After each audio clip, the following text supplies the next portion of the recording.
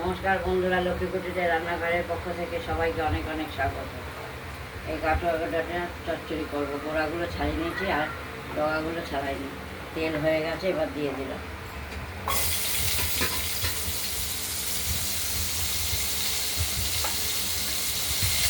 এটা খুব ভালো লাগে, নরম হবে। কাটোয়ার ডাঁটা পোস্ত বাটা দিয়ে, পোস্ত কাঁচা লঙ্কা বাটা দিয়ে হবে চচ্চড়ি।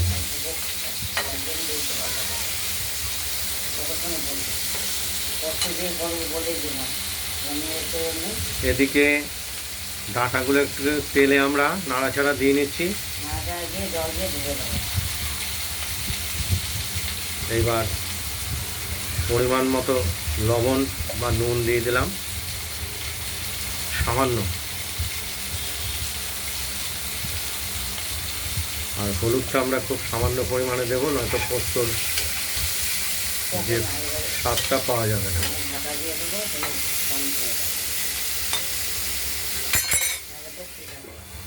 আর এইদিকে আমরা পোস্তটা বেটে নিয়েছি, পোস্ত আর কাঁচা লঙ্কা বাটা হয়ে গেছে। এটা বাটিতে আমরা তুলে নেব।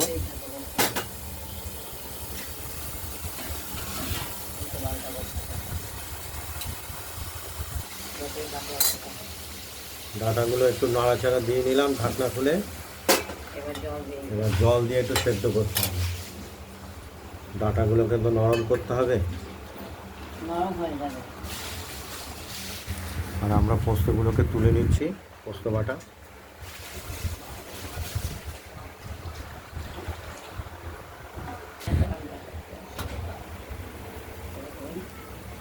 ডাঁটাগুলোকে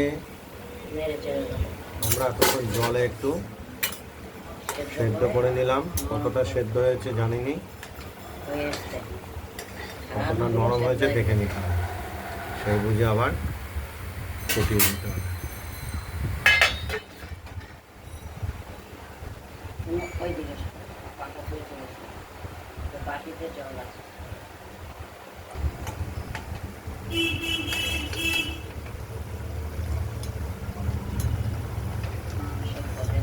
হয়ে গেছে সিদ্ধ।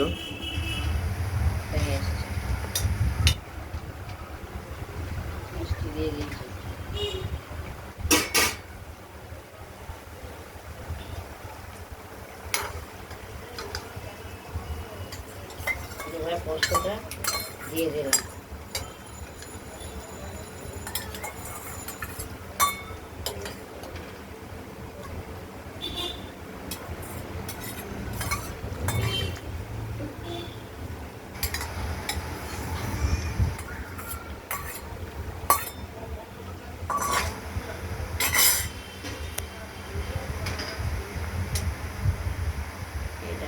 সিদ্ধ হয়ে যায়।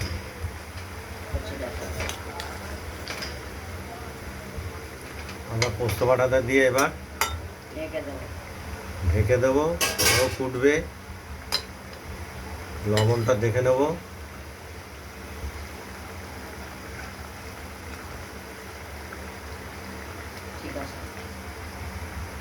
ঝাল ঠাল সব ঠিক আছে, একদম সমস্ত কিছু ওকে আছে। ঢাকা দিয়ে দিলাম।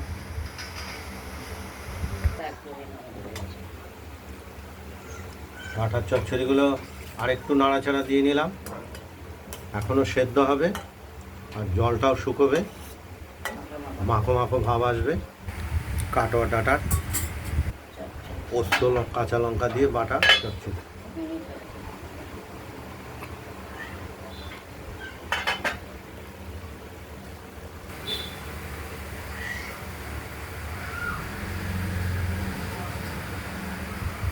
মনে করলে তো নোনার নাম্বারটা হতো, তাই না?